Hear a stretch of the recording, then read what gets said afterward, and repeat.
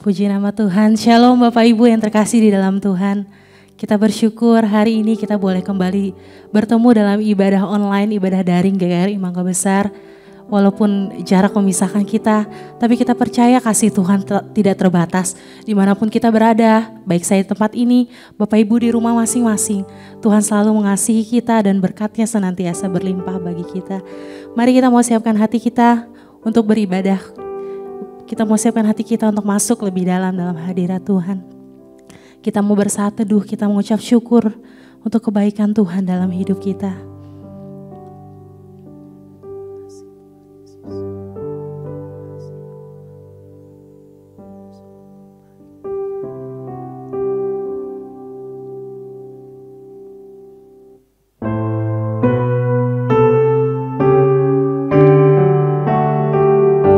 Mari saya undang Bapak Ibu untuk bangkit berdiri, kita naikkan pujian ini bersama. Hormat bagi Allah Bapa. Hormat bagi Allah Bapa, hormat bagi anaknya, hormat bagi Roh penghibur ketiganya yang esa. Haleluya, haleluya, ketiganya yang esa. Haleluya, haleluya, ketiganya yang esa. Bapak Ibu, kita bersyukur kepada Tuhan buat hari ini. Kita boleh beribadah kembali pada Tuhan oleh anugerah-Nya. Mari siapkan kita masing-masing untuk boleh beribadah kepada Tuhan di rumah kita masing-masing. Kita terus sejenak kita mau berdoa kepada Tuhan agar Tuhan berkati ibadah kita pada hari ini. Pertolongan kita dalam ibadah pada hari ini datangnya daripada Allah Bapa, Pencipta langit bumi laut beserta dengan segala isinya. Tuhan Allah yang setia sampai selama-lamanya dan tidak akan pernah meninggalkan perbuatan tangan-Nya. Turunlah atas sekalian kasih anugerah dan damai sejahtera daripada Tuhan kita Yesus Kristus. Amin. Amin. Jemaat dipersilakan untuk duduk kembali. Ya, kita mau lebih lagi mengucap syukur, kita mau tinggikan nama Tuhan. Sebab hanya Dialah Tuhan yang layak untuk kita puji dan kita sembah. Terima kasih Tuhan.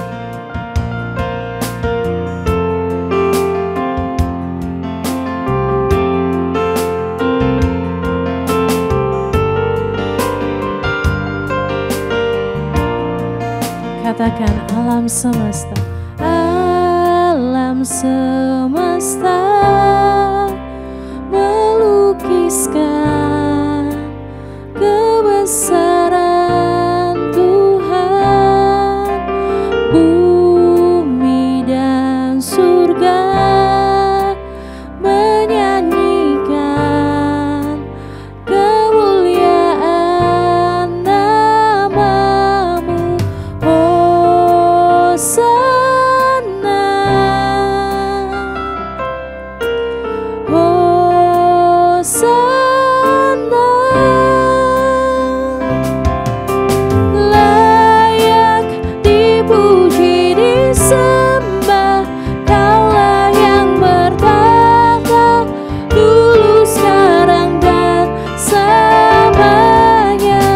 Raja atas segala raja, nama-Mu besar termulia.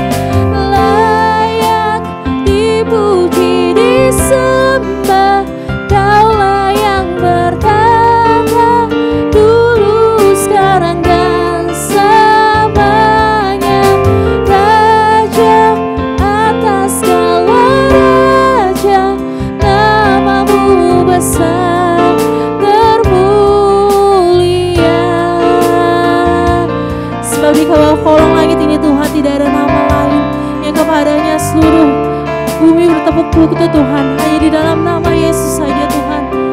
Dan kami yakin kami mau terus tinggikan nama Tuhan. Hanya Engkau yang layak kami puji, hanya Engkau yang layak kami tinggikan Tuhan selamanya. Haleluya. Mari katakan Hosana, Hosana, Hosana,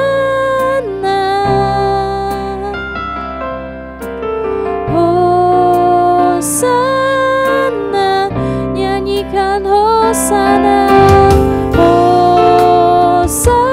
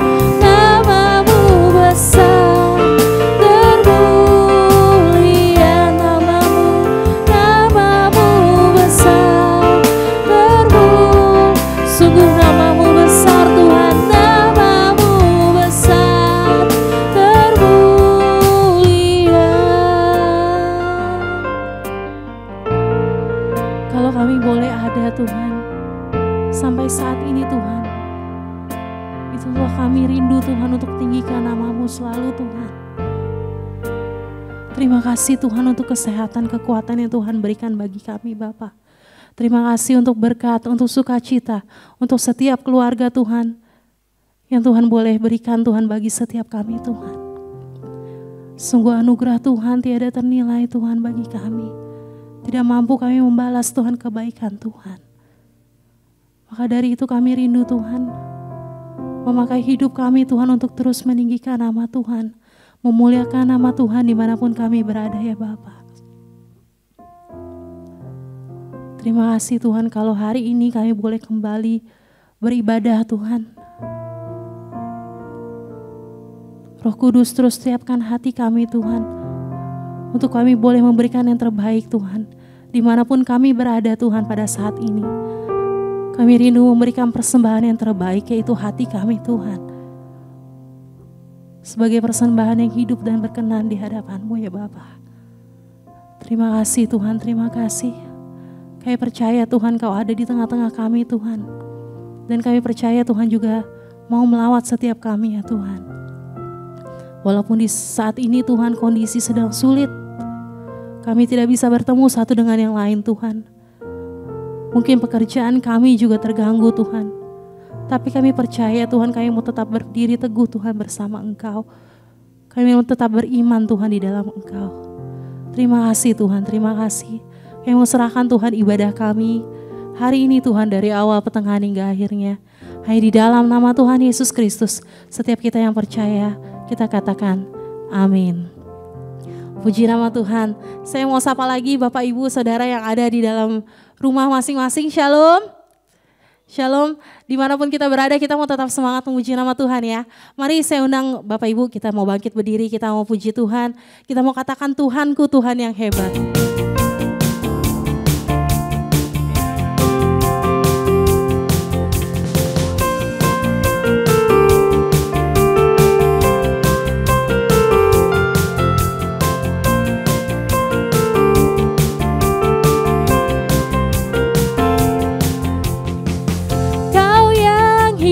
Di dalamku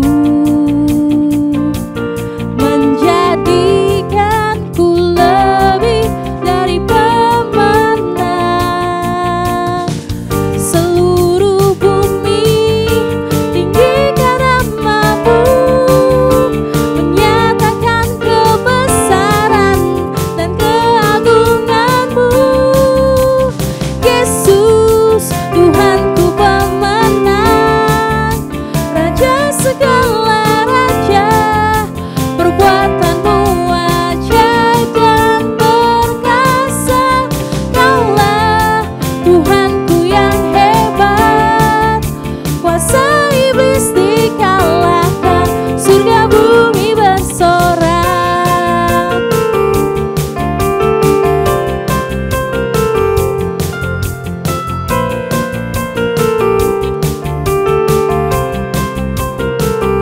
bersama.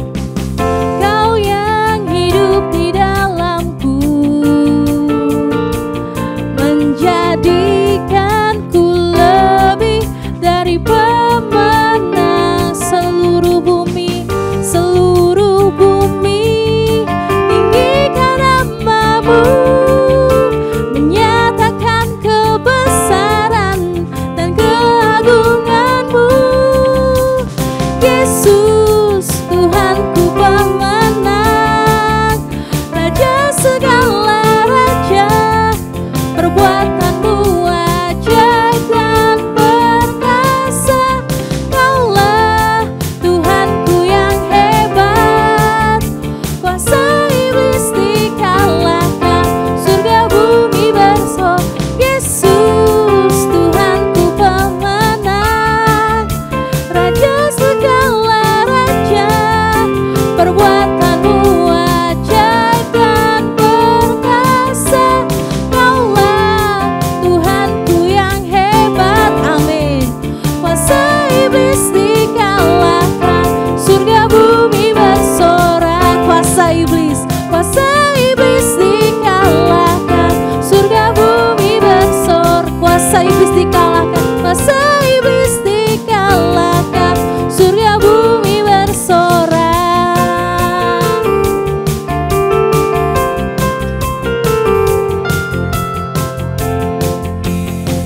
Berikan sorak-sorai bagi Tuhan kita. Puji nama Tuhan. Silakan duduk Bapak Ibu yang terkasih. Kita mau siapkan hati kita untuk mendengarkan kebenaran firman Tuhan. Kita bersyukur Bapak Ibu. Mungkin saat ini kita melihat badai, tapi percayalah di saat badai itu ada janji Tuhan. Janji Tuhan yang mampu menjadi pemulihan bagi hidup kita. Ada firman Tuhan yang boleh kita baca dan boleh menjadi penenang di dalam hidup kita. Sehingga kita tidak menjadi takut apapun yang ada di hadapan kita. Kita mau hadapi bersama-sama bersama Tuhan. Sebab Dialah perisai dalam hidup kita.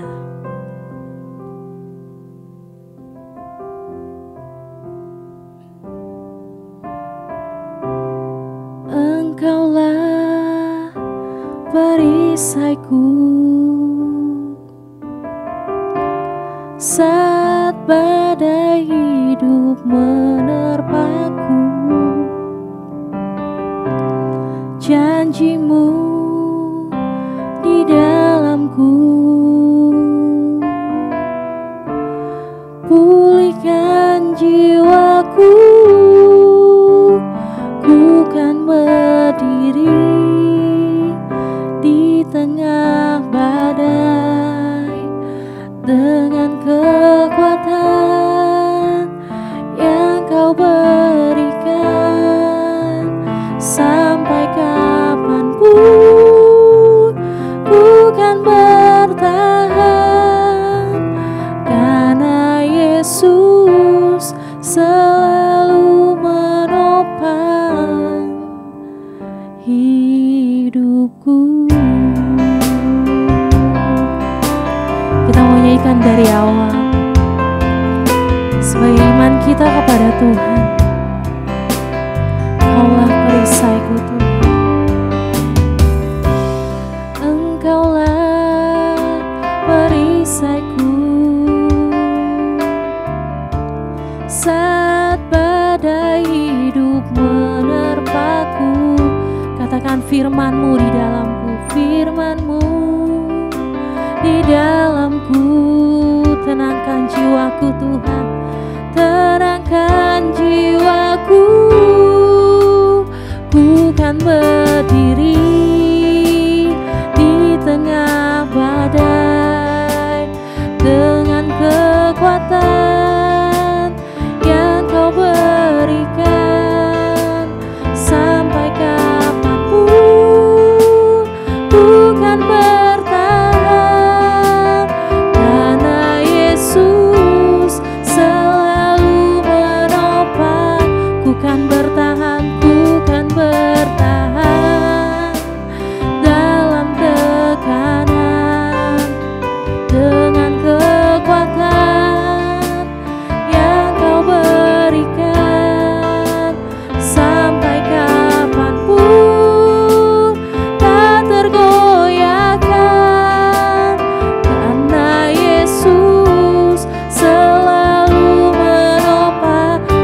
ku kan berdiri di tengah badai dengan kekuatan yang kau berikan. Sampai kapanpun ku kan bertahan, karena Yesus selalu menopang. Ku kan bertahan dalam tekanan dengan kekuatan yang kau berikan. Sampai kapanpun tak tergoyahkan, karena Yesus selalu menopang. Karena Yesus selalu menopang. Karena Yesus selalu menopang hidupku. Seperti pujian ini Tuhan, kami yakin dan percaya dengan kekuatan yang Tuhan berikan, kami mampu menghadapi segala sesuatunya Tuhan. Sebab kami percaya Tuhan, tangan-Mu yang kuat senantiasa menopang hidup kami Tuhan. Dan dengan iman Tuhan, kami mau katakan Tuhan, bersama Engkau kami mau lewati semua badai Tuhan. Di saat badai bergelora, ku akan terbang bersamamu. Bapa, Kau Raja atas semesta. Ku tenang sebab Kau Allahku. Di saat badai bergelora, ku akan terbang bersamamu. Bapa, Kau Raja atas semesta. Ku tenang sebab Kau Allah. Ku tenang sebab Kau Allah. Ku tenang sebab Kau Allahku. Ku tenang sebab Kau Allahku. Pemberitaan firman Tuhan akan dibawakan oleh Bapak Pendeta Robi Setiawan dari GKRI Roti Hidup Semarang. Shalom Jemaat GKRI Mangga Besar. Kita bertemu lagi lewat YouTube ini. Kita bersyukur kepada Tuhan untuk kemajuan teknologi. Walaupun kondisi terjadi pandemi seperti ini, kita bisa tetap beribadah di rumah tangga kita masing-masing dan dipandu oleh liturgi yang dibuat oleh gereja kita dan disiarkan lewat YouTube ini. Kita bersyukur pada Tuhan, pada beberapa minggu yang lalu Pendeta Rohana menghubungi saya untuk menyampaikan firman Tuhan dengan tema keluarga yang melayani Tuhan. Mari kita berdoa lebih dahulu. Ya Roh Kudus, pimpinlah hamba-Mu yang sudah menyiapkan, dan hamba-Mu akan menyampaikan. Biarlah Tuhan berikan kepada hamba-Mu hikmat, lidah yang fasih, bisa menyampaikan firman dengan baik, dan setiap kami yang mendengarkannya, kami dikuatkan, diteguhkan, dihibur, ditegur oleh firman. Berfirmanlah kepada kami, kami siap mendengarkannya. Dalam nama Tuhan Yesus kami berdoa. Haleluya. Amin. Jemaat Tuhan, keluarga yang melayani Tuhan. Saya akan mengajak saudara membaca kitab Yosua pasal 24 ayat yang ke-15. Tapi jika kamu anggap tidak baik untuk beribadah atau to serve, melayani kepada Tuhan, pilihlah pada hari ini kepada siapa kamu akan beribadah atau to serve. Allah yang kepadanya nenek moyangmu beribadah, to serve juga, di seberang sungai Efrat, atau Allah orang Amori yang negerinya kamu diami ini. Tapi aku dan seisi rumahku, kami akan beribadah kepada Tuhan Yahweh. Terus sekalian, ini adalah pidato terakhir daripada Yosua. Waktu itu dia berusia 110 tahun. Dia mengundang para tua-tua Israel, para kepalanya, para hakimnya, dan para pengatur pasukannya. Yosua menjadi saksi hidup dari pertolongan Tuhan bagi umatnya di Mesir. Sejak dari Mesir dalam perjalanan di padang gurun 40 tahun, Yosua adalah saksi hidup. Yosua pernah menjadi hambanya Musa. Yosua pernah diberikan kesempatan oleh Musa untuk memimpin beberapa pertempuran melawan suku-suku bangsa di padang gurun. Dan Yosua ditunjuk oleh Tuhan untuk menggantikan Musa, memimpin bangsa Israel masuk tanah perjanjian, kemudian menduduki tanah itu, dan kemudian membagi-bagi tanah itu untuk suku-suku Israel yang ada. Dan sekarang saatnya Yosua mengumpulkan para tua-tua Yahudi untuk dia menyampaikan satu pidato yang terpenting, yang sangat penting. So sekalian, Yosua saya gambarkan dengan seorang yang start well, finish well. Memulai dengan baik, tapi mengakhiri dengan baik. Ada sebagian orang yang memulai dengan baik, tapi sayang tidak mengakhiri dengan baik. Yosua adalah contoh yang indah. Dia memulai dengan baik, dia mengakhiri dengan baik. So sekalian, Yosua meminta mereka untuk melakukan satu pilihan yang sangat penting. Pilihannya adalah mau beribadah kepada dewa yang disembah oleh para nenek moyang mereka yang di seberang sungai Efrat, dan dewa yang disembah oleh orang-orang Amori. Terus sekalian, ataukah menyembah kepada Yahweh, Tuhannya Abraham, Ishak, dan Yakub. Terus sekalian, sudah mungkin lihat di situ akan map peta, itu ada sungai Efrat yang saya kasih lingkaran merah, dan dikatakan nenek moyang orang Israel berasal dari seberang sungai Efrat, dari Mesopotamia, dari Fertile Crescent, bulan sabit yang subur. Kemudian mereka dipanggil Tuhan, Abraham dipanggil Tuhan, meninggalkan daerah atau negeri asalnya, kemudian pergi ke Haran, dari Haran pergi ke tanah perjanjian. Terus sekalian, jadi di sini kita melihat Yosua memberikan satu pilihan yang sangat penting. Tapi Yosua berkata apa? Tetapi Yosua, dia dengan keluarganya bertekad untuk hanya menyembah kepada Yahweh yang telah membebaskan mereka dari perbudakan Mesir. Mereka tidak akan kompromi, mereka tidak akan menyembah yang lain, tapi mereka menyembah kepada Yahweh, Allahnya Abraham, Ishak, dan Yakub. Terus kan kalau kita melihat dalam Yosua pasal 24 ayat 15 dikatakan, tapi jika kamu anggap tidak baik untuk beribadah atau to serve pada Tuhan, pilihlah pada hari ini kepada siapa kamu akan beribadah. Allah yang kepada nenek moyangmu beribadah di seberang sungai Efrat, atau Allah orang Amori yang negerinya kamu diami itu.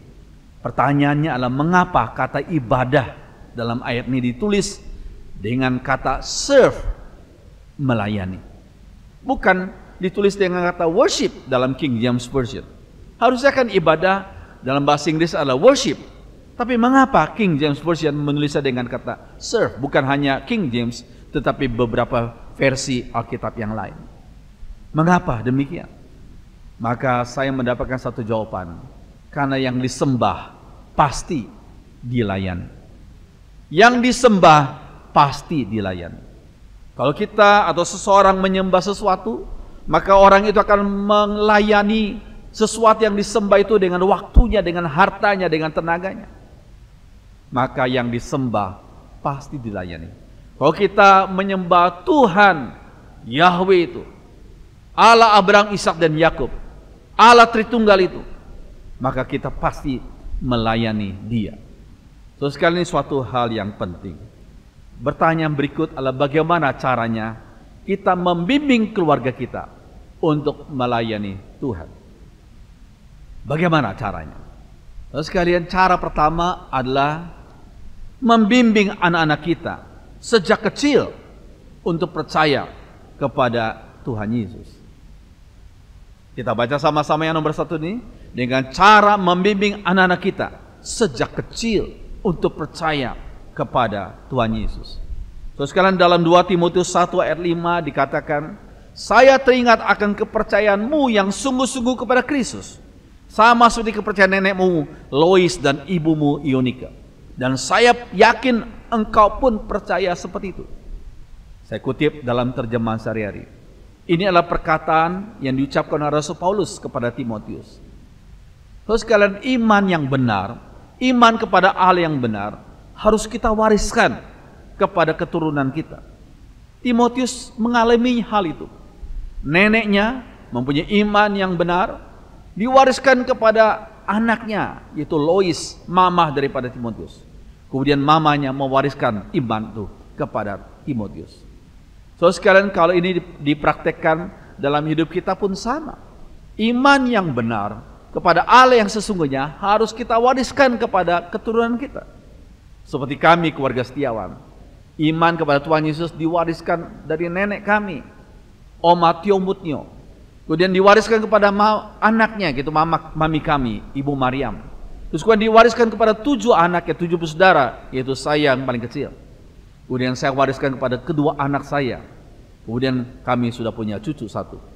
So sekalian, iman yang sesungguhnya, iman yang benar harus diwariskan kepada keturunan kita sejak mereka kecil. So sekalian, kalau kita mempelajari akan ilmu psikologi perkembangan, maka kita ketahui bahwa apa yang ditanamkan sejak usia 0 sampai 7 tahun itu berpengaruh pada pembentukan 85% kepribadian seseorang. Bayangkan saudara sekalian, ini tidak main-main. 7 tahun pertama sejak dalam kandungan sampai umur 7 tahun, itulah pembentukan pribadi 85% untuk kepribadian orang itu seumur hidupnya. Jadi kita harus berhati-hati. Itu merupakan critical moments, saat-saat yang kritis yang harus kita pahami. Terus kan saya bisa bandingkan dengan wet semen ini, semen yang masih basah. Wet semen itu semen masih basah, kita mau tulis apa, kita mau kasih cat apa bisa, karena semennya masih basah. Seperti anak yang baru berusia 7 tahun pertama itu seperti semen yang masih basah. Ditanamkan iman yang benar, ditanamkan kebiasaan yang benar, pola hidup yang benar, kepribadian yang benar, maka itu akan bertahan terus seumur hidup mereka. So sekalian, seorang pendidik Katolik yang terkenal yang bernama Ignatius Loyola dikatakan demikian, bawalah anak-anak kalian kepadaku sebelum mereka berusia 7 tahun. Setelah itu aku akan kembalikan kepada kalian. Aku jamin mereka tidak akan meninggalkan iman Katolik mereka seumur hidup. So sekalian, kita tahu, kita lihat di berbagai kota di Indonesia ini, sekolah-sekolah yang dinamakan dengan sekolah Ignatius atau sekolah Loyola itu di mana-mana. Demikian juga di luar negeri. Itu didirikan oleh pemimpinnya, yaitu Ignatius Loyola. Dan dia mengerti akan ilmu pendidikan. Dia berkata, bawalah anak-anak kalian sebelum mereka berusia 7 tahun. Setelah itu aku akan didik mereka dan aku akan serahkan mereka kepada kalian kembali. Dan aku jamin anak-anak itu tidak akan meninggalkan iman Katolik mereka seumur hidup. So sekalian, ini suatu hal yang penting. 7 tahun pertama merupakan pembentukan 85% kepribadian seseorang. So sekalian, kalau kita perhatikan, so sekalian, di luar negeri, bahkan di negara kita sudah ada namanya pelayanan 4 to 14 windows, jendela umur 4 sampai 14 tahun. Menurut penyelidikan mereka, umur 4 sampai 14 tahun adalah usia yang paling mudah seseorang untuk terima Tuhan Yesus sebagai juru selamat. Itu namanya the golden moments. Usia yang paling mudah bagi seseorang untuk terima Tuhan Yesus sebagai juru selamat. Kalau mau diulur paling lambat sampai usia 19 tahun. Setelah itu sulit orang itu untuk menerima Injil sebab sudah dipenuhi oleh berbagai macam pengajaran, filsafat, agama dan lain-lain. Terus sekalian, kalau kita melihat gambar ini gambar yang kami ambil tahun 2000. Waktu itu kedua anak kami masih kecil-kecil. Melaka yang besar sekarang sudah menikah, sudah punya anak, dan yang kecil itu adalah Ebenezer. Ebenezer waktu di foto ini baru 5 tahun. Lalu sekalian, tahun 2000 bulan Januari, mami yang kami cintai dipanggil Tuhan. Waktu itu Eben masih umur 4 tahun lebih sedikit. Kemudian di tepi peti jenazah itu Eben berkata kepada mamanya, "Mama, I want to see Oma." Dalam bahasa Inggris dia, "Saya mau ketemu Oma." Lalu istri saya langsung menangkap momentum yang penting ini. Kemudian langsung istri saya menginjili Eben.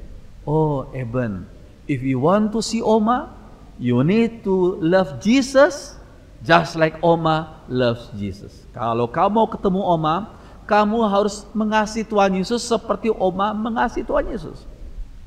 Dalam waktu kurang lebih 5 menit saja, langsung mamanya bawa Eben untuk terima Tuhan Yesus dalam doa. Dan pada satu Eben umur 4 tahun 3 atau 4 bulan, dia terima Tuhan Yesus sebagai juru selamat. Dan sampai sekarang puji Tuhan, dia setia mengiring Tuhan dan setia melayani Tuhan. So sekalian, ini suatu hal yang penting. Yang kedua, kalau kita bertanya bagaimana kita membimbing keluarga kita untuk melayani Tuhan.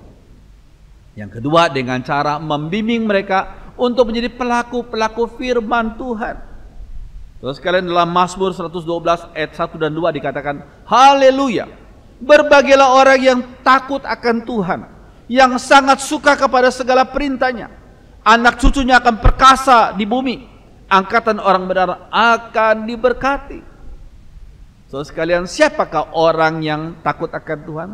Orang yang takut akan Tuhan adalah orang yang sangat suka pada segala perintah Tuhan. Dan orang itu dikatakan diberkati Tuhan.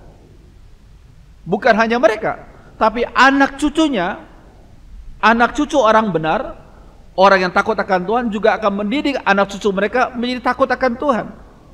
Dan hasilnya apa? Karena mereka takut akan Tuhan, mereka akan menghormati Tuhan, melakukan perintah Tuhan. Akibatnya mereka akan perkasa di bumi. Kalau mereka sebagai pelajar, sebagai mahasiswa, mereka akan belajar dengan baik, mengikuti perintah Tuhan. Kalau mereka bekerja, mereka berbisnis, mereka melakukan pekerjaan mereka, bisnis mereka dengan baik. Dan dikatakan anak cucu akan perkasa di bumi. Angkatan orang benar akan diberkati. Terus sekalian, jadi kita tidak cukup hanya percaya Tuhan Yesus, tapi kita menjadi orang-orang yang takut akan Tuhan, yang sangat suka pada segala perintah Tuhan. Terus sekarang kalau kita melihat tahun abad 19, sekarang tahun 1875, ada seorang saudagar dan ada seorang sosiologis, termasuk sosiologis, yang bernama Richard Louis Dugdale. Dia pernah menulis satu buku yang terkenal sampai sekarang masih dibaca orang, yaitu The Jukes, keluarga Juk, A Study in Crime, satu studi dalam kejahatan, pauperism, yaitu kemiskinan, disease, penyakit, dan heredity, keturunan. Terus kalian, dalam bukunya Richard Louis Dugdale, dia membandingkan dua keluarga besar, yaitu tahun 1875 ya. Dia membandingkan satu keluarga dengan satu keluarga lain. Keluarga pertama adalah keluarga The Jukes. Ini Jukes ini nggak percaya Tuhan, dia ateis. Istrinya pun sama, nggak percaya Tuhan.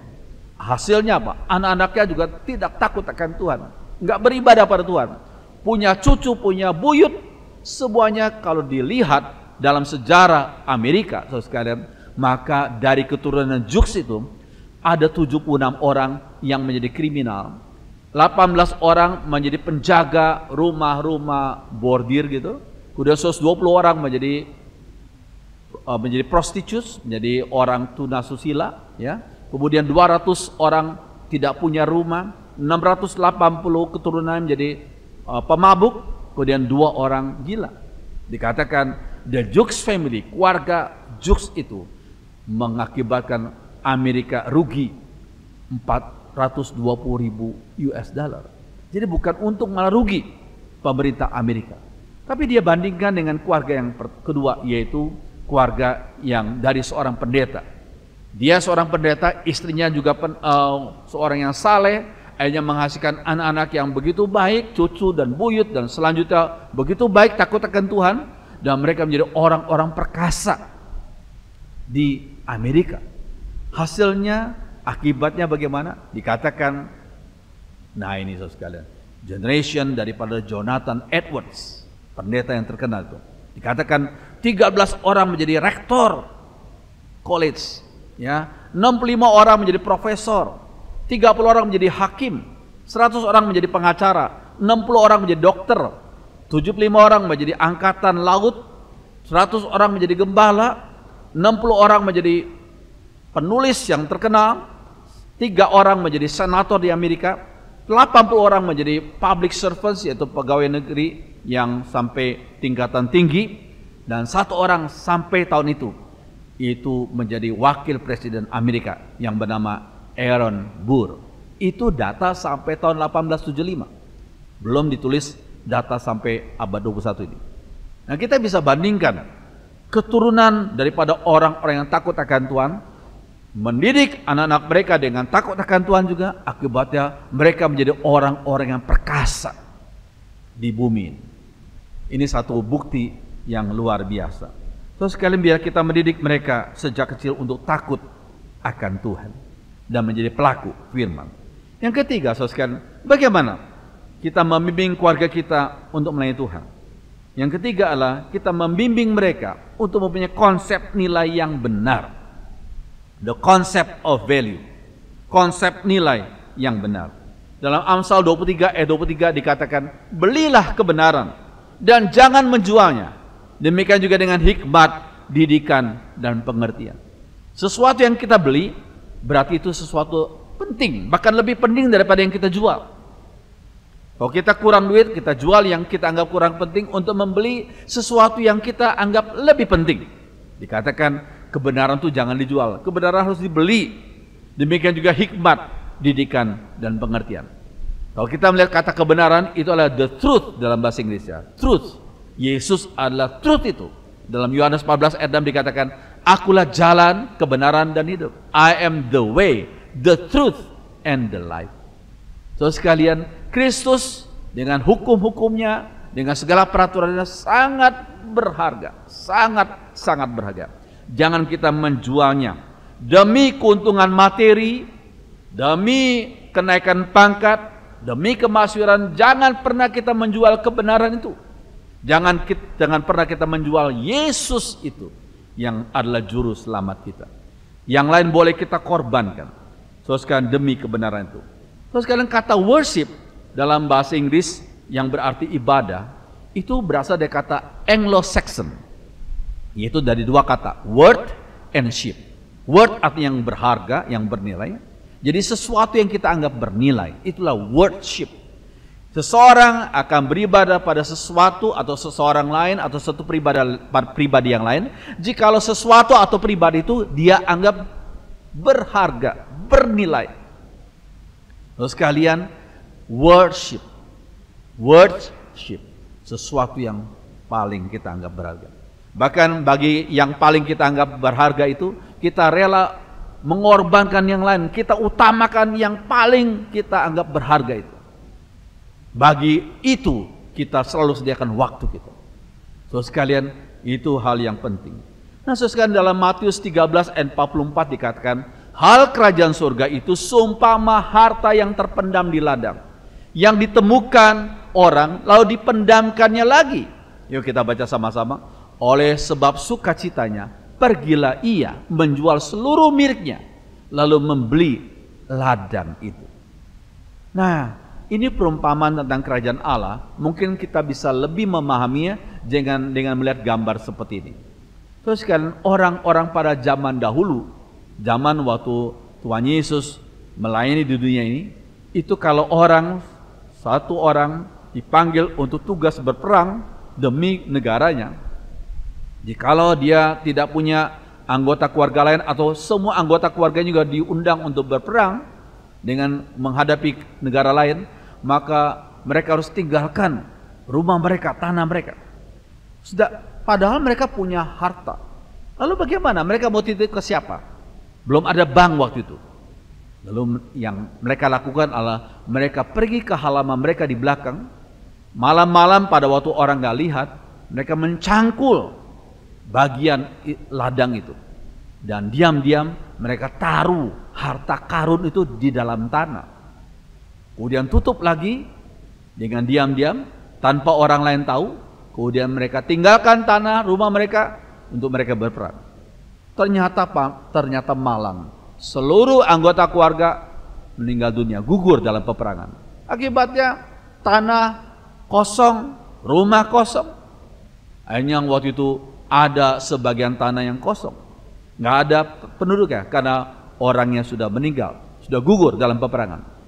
Dan ada sebagian orang yang tugasnya atau pekerjaannya mencari harta karun. Mereka coba lihat tanah itu, dan ketika mereka melihat tanah yang itu, mereka lihat nih kok ada tanda-tanda yang kayaknya bagus. Dia mulai ambil cangkul, dia mulai gali-gali, ternyata tanpa dia sangka. Ketika paculnya, dia paculkan, paculnya tuh mengenai satu benda yang keras. Ketika dia dengar itu, dia mulai pacul lagi, dia mulai gali lagi. Ternyata ada peti. Ketika dia angkat peti itu, ternyata emas banyak sekali dalam peti itu. Itu harta karun dari keluarga yang sudah gugur dalam peperangan. Ketika orang itu melihat harta karun itu, dia sangat gembira. Dia melihat, waduh, dia hitung ini luar biasa. Kemudian dia tanya kepada orang yang memiliki atau mengawasi tanah itu. Kemudian dia berkata, berapa harga tanah ini? Ditentukan sekian. Oke, saya akan beli. Saya akan jual semua harta saya. Dia nggak kasih tahu orang lain. Dia tahu sendiri bahwa itu ada harta karun. Kok sekalian, kerajaan Allah seperti gitu. Kerajaan Allah itu punya nilai yang luar biasa tingginya, sehingga kita rela menjual semuanya, korbankan semuanya demi kerajaan Allah yang sangat-sangat mahal harganya itu. Sekalian, jadi jangan pernah kita menjual kebenaran itu. Sekalian, lagu Aku Pilih Yesus menyatakan konsep nilai yang diubahkan. Lagu ini secara syair diciptakan oleh seorang bernama Rea F. Miller tahun 1922. Rea F. Miller adalah seorang yang suka bikin banyak puisi. Kemudian pada satu kali dia bikin puisi yang berjudul I'd Rather Have Jesus, Aku Pilih Yesus. Tapi ketika dia main di rumah George Beverly Shea, dia pulang, dia ketinggalan akan puisi itu. Ya, syair itu ditaruh di atas piano daripada George Beverly Shea. Kemudian George Beverly Shea melihat puisi itu, dan puisi itu ternyata sangat menyentuh hati daripada Beverly Shea. Oh, betul luar biasa. Dia menikmati puisi itu dan menyentuh hatinya. Karena dia begitu menikmati, dia mulai duduk di depan pianonya, dia mulai main, dia mulai membuat syair yang cocok untuk puisi yang dibuat oleh Rea F. Miller. Kemudian mamanya mendengar nyanyian yang baru itu, mamanya diberkati juga. Mamanya berkata, George, nanti sore ada kebaktian di gereja. Kamu tolong nyanyikan lagu yang kamu ciptakan di gereja ya. Terus sekalian, itulah lagu itu mempunyai latar belakang seperti itu. Mungkin saudara akan melihat, ini George Beverly Shea bersama dengan Billy Graham waktu masih muda. George Beverly Shea sebelumnya adalah menjadi seorang penyanyi pop yang terkenal. Dia menyanyi dengan satu radio yang bernama NBC. Tapi setelah dia membaca syair itu, dia tergerak hatinya untuk meninggalkan semuanya, hanya untuk melayani Tuhan. Ikut dalam pelayanan Billy Graham kemana-mana. Dia menjadi penyanyi yang terkenal untuk mendukung pelayanan hambanya Bapak Billy Graham. So sekalian, pujian itu berisikan kata-kata sebagai berikut. I'd rather have Jesus. Saya pilih Yesus daripada emas dan perak. Saya pilih Yesus daripada kekayaan. Saya pilih Yesus daripada rumah dan tanah. Saya pilih Yesus pribadi yang tertusuk dengan paku. Then to be the king, daripada saya menjadi raja, daripada suatu daerah yang luas tetapi terikat dengan dosa. Saya pilih Yesus daripada yang lain. I'd rather have Jesus than silver or gold. I'd rather be his than have riches untold. I'd rather have Jesus than houses or lands. I'd rather be led by his near-pierced hand than to be the king of a vast domain, or be held in sin's dread sway. I'd rather have Jesus than anything this world affords today. Terus sekalian, indah sekali lagu itu. Dan yang terakhir, saudara sekalian, bagaimana kita membimbing keluarga kita untuk melayani Tuhan.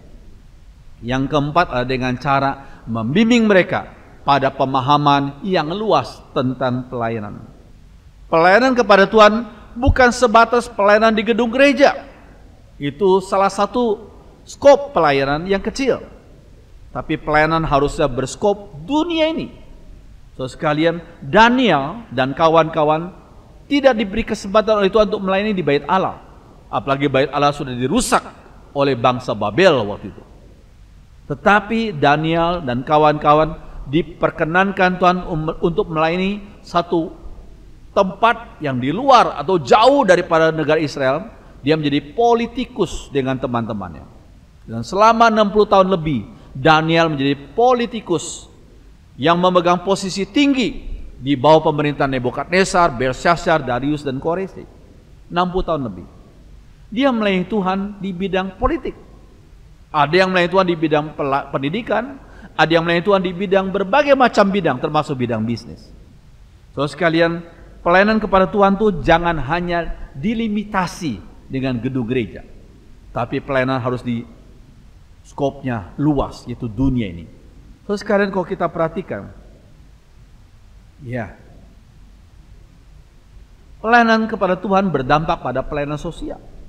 Terus kan kalau kita perhatikan Matius 25 ayat 37 sampai 40, Tuhan mengidentikan dirinya dengan orang-orang yang lapar, haus sebagai orang asing, tidak berpakaian, orang yang sakit dan dipenjarakan. Terus kalian firman Tuhan berkata, aku berkata kepadamu, sesungguhnya segala sesuatu yang kamu lakukan untuk salah seorang dari saudaraku yang paling hina ini, kamu telah melakukannya untuk aku. Jadi kalau kita melayani teman-teman kita, khususnya bangsa kita yang sedang bergumul berat ini, dalam masa pandemi ini, banyak orang kehilangan pekerjaan, banyak orang yang sulit untuk makan. Kita sebagai umat Tuhan mau menyatakan kasih Kristus kepada mereka.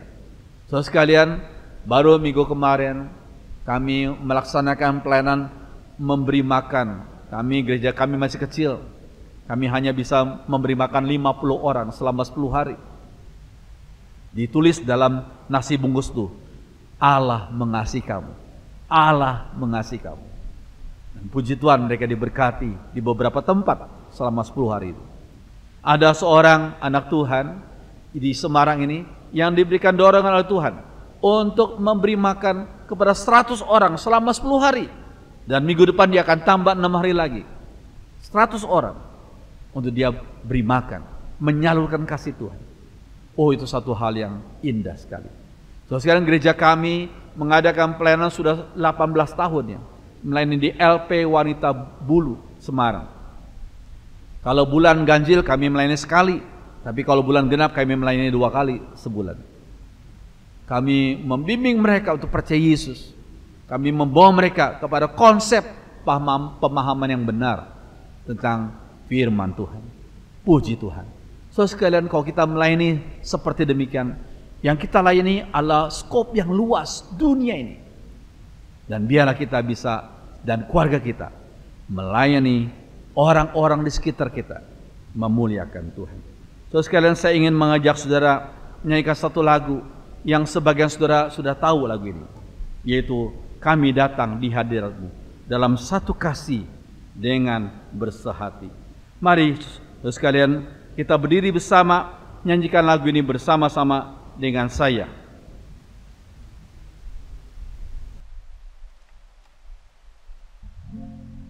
Kami datang di hadirat-Mu dengan satu kasih, dengan bersehati, berjanji setia sampai akhir, mengasihi-Mu Yesus,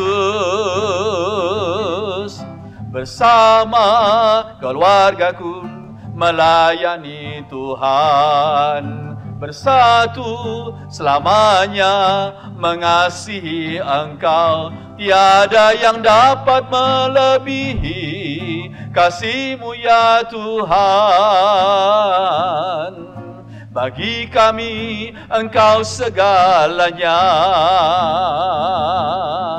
Gelombang badai hidup coba menghalangi, namun kuasa Tuhan bukan jalan kami.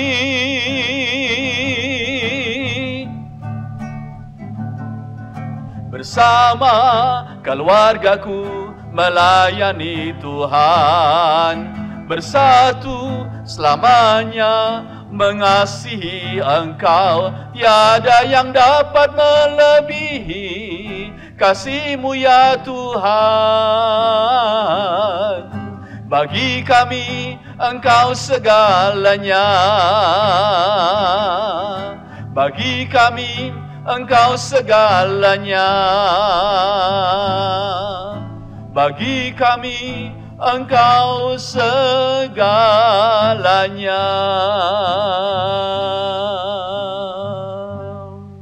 Mari kita berdoa. Kami bersyukur untuk kesempatan kami boleh merenungkan firman Tuhan. Tolonglah kami, tolonglah keluarga kami untuk mengasihi Tuhan, melayani Tuhan lewat kami melayani sesama kami di dunia ini. Terima kasih, firman yang sudah hamba-Mu sampaikan sudah selesai, tapi Roh Kudus bicara kepada kami terus. Dengarkan doa kami, kuatkan iman kami tetap setia iring Tuhan dan setia melayani Tuhan. Dalam nama Tuhan Yesus, kami semua sudah berdoa. Haleluya, amin. Silakan duduk, saya serahkan kepada pemimpin puji. Tuhan, kita bersyukur buat pagi hari ini. Berkalimat dapat kita yang firman-Nya, yang hanya Bapak Tahu Setiawan. Dan terima kasih Bapak Pak Robi yang sudah punya firman baca sekalian. Terberkati Pak Robi dan keluarga dan pelayanannya. Amin. Bapak Ibu sekalian, kita bersyukur buat hari ibadah pada hari ini. Bapak Ibu sekalian tetap bisa dukung dalam doa dan juga pelayanan gereja besar ini. Juga persembahan bisa diberikan pada Tuhan melalui gereja besar. Bisa transfer persembahan Bapak sekalian di rekening gereja yang sudah disiapkan. Dan jika tidak memungkinkan untuk transfer, bisa disimpan lebih dahulu di rumah masing-masing.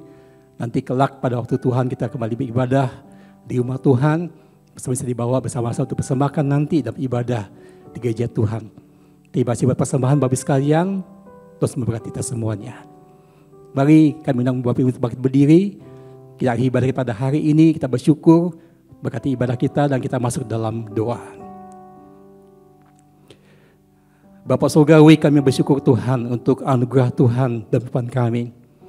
Terima kasih Bapak untuk kembali kesempatan bagi kami di tengah-tengah keterbatasan dan situasi yang sulit pada saat ini. Kami boleh kembali beribadah pada Tuhan di rumah kami masing-masing.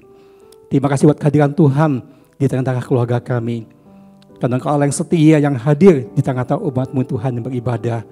Dan kami percaya Tuhan telah menyapa kami, menguatkan kami mulai ibadah pada hari ini Tuhan. Terima kasih Bapak Surgawi. Bila kembali kami berdoa, firman sudah kami terima, kami dengar, teguhkanlah di hati kami masing-masing. Sehingga kami jadi keluarga-keluarga yang mau melayani Tuhan. Karena Tuhan lebih dahulu melayani kami. Kami keluarga yang lebih lagi mengasihi Tuhan. Karena lebih dahulu Tuhan mengasihi kami. Terus tolong keluarga-keluarga kami Tuhan. Kami menyadari, kami mengakui masih banyak kekurangan, kelemahan dan keterbatasan kami. Bila dengan anugerah kemurahan Tuhan, Tuhan terus akan menolong kami semuanya. Sehingga di keluarga yang makin diperkenan Allah. Menjadi keluarga yang makin memuliakan Tuhan, melayani Tuhan. Keluarga yang diberkati Tuhan dan keluarga yang berkat bagi orang lain. Terima kasih Bapak Surgawi. Terima kasih buat setiap hamba-Mu yang melayani pada hari ini. Tuhan boleh memberkati mereka semuanya.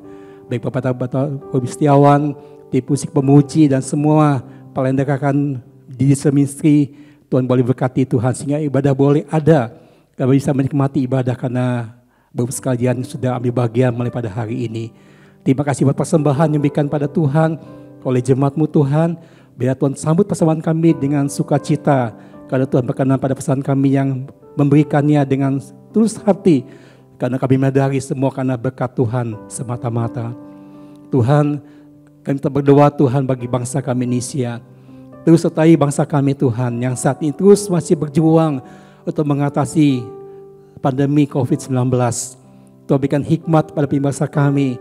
Kami berdoa Tuhan bagi Presiden kami Bapak Joko Widodo dengan semua jajarannya.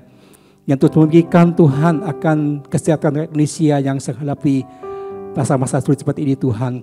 Tuhan tolong, Tuhan memberkati. Kami berdoa juga Tuhan untuk para dokter, perawat dan tim medis yang berjuang terus Tuhan menolong orang-orang yang sedang perawatan karena terinfeksi akan COVID-19 ini Tuhan. Tuhan berikan mereka kekuatan, hikmat, perlindungan Tuhan supaya mereka terus bisa dengan tugas mereka dengan sebaik-baiknya. Kami berdoa juga untuk mereka masing-masing Tuhan juga yang hiburkan atau juga pelihara mereka dengan kasih setia Tuhan. Kami berdoa juga Tuhan untuk orang-orang yang sedang perawatan Tuhan. Berkati mereka Tuhan, berikan mereka pengharapan, penghiburan, dan kami mereka sembuhan pada waktu itu Tuhan. Dan terus tolong Bapak Surgawi. Kami doakan juga Tuhan untuk mereka yang terdampak akan wabah ini di segi sosial ekonomi Tuhan. Mereka sudah mungkin mengalami PHK, mereka mungkin mengalami dirumahkan atau usaha mereka yang mengalami penurunan omset yang begitu drastis Tuhan. Apapun kondisi kami yang sulit saat ini, kami terpercaya anugerah kemurahan Tuhan cukup bagi kami untuk kami bisa melihat dia semuanya bersama dengan Tuhan. Kami percaya juga Tuhan dengan kebaikan Tuhan akan menyelesaikan semuanya pada waktu Tuhan. Bahkan juga memulihkan kembali bangsa kami, bahkan juga bangsa-bangsa di dunia Tuhan yang terkena wabah ini Tuhan. Bapak kami berdoa Tuhan biarlah semakin bertambah banyak Tuhan yang sembuh, semakin berkurang-kurang yang meninggal Tuhan. Biarlah wabah ini kembali Tuhan kami mohon selesai pada waktu Tuhan Bapak. Terima kasih Bapak. Bapak kami berdoa bagi semua sidang jemaat Tuhan yang berada di mereka masing-masing. Tuhan yang pelilik, Tuhan yang pelihara mereka semuanya dengan kasih setia Tuhan. Berikan mereka semua kuat kesehatan Tuhan. Berkati juga segala kebutuhan mereka. Berikan mereka Tuhan perlindungan Tuhan atas mereka semuanya Tuhan. Biarlah kami Tuhan di saat seperti ini, kami tetap belajar bersyukur kepada Tuhan. Karena Tuhan sangat baik pada kami. Terima kasih Bapak. Bapak sebentar kami akan menyerahkan ibadah kami ini. Kami ke tempat kami masing-masing dengan keluarga kami, dengan atas kami selanjutnya. Kami percaya Tuhan tetap memenuhi kami semuanya Tuhan. Segala puji masuk kemuliaan hanya bagi Tuhan untuk selama-lamanya. Dan dalam nama Tuhan Yesus Kristus berdoa dan mengucap syukur. Bapak sekalian jemaat kasih Tuhan Yesus, kita usai ibadah pada hari ini. Mari akan hati pikiran kita tertuju pada Tuhan. Sambutlah, terimalah dengan iman dan ucapan syukur berkat yang datang daripada Tuhan. Adapun kasih karunia dari Tuhan kita Yesus Kristus, kasih damai sejahtera daripada Allah Bapa, persekutuan penghiburan kuasa Roh Kudus Tuhan, minta sekalian mulai pagi ini hingga dan yang kedua kalinya, bahkan sampai selama-lamanya. Amin. Bagi Bapa, Anak dan Roh, puji, hormat, dan mulia, dulu sekarang tak berubah, hingga selama-lamanya.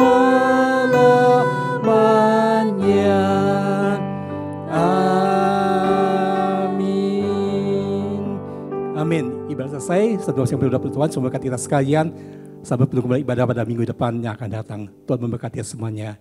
Amin.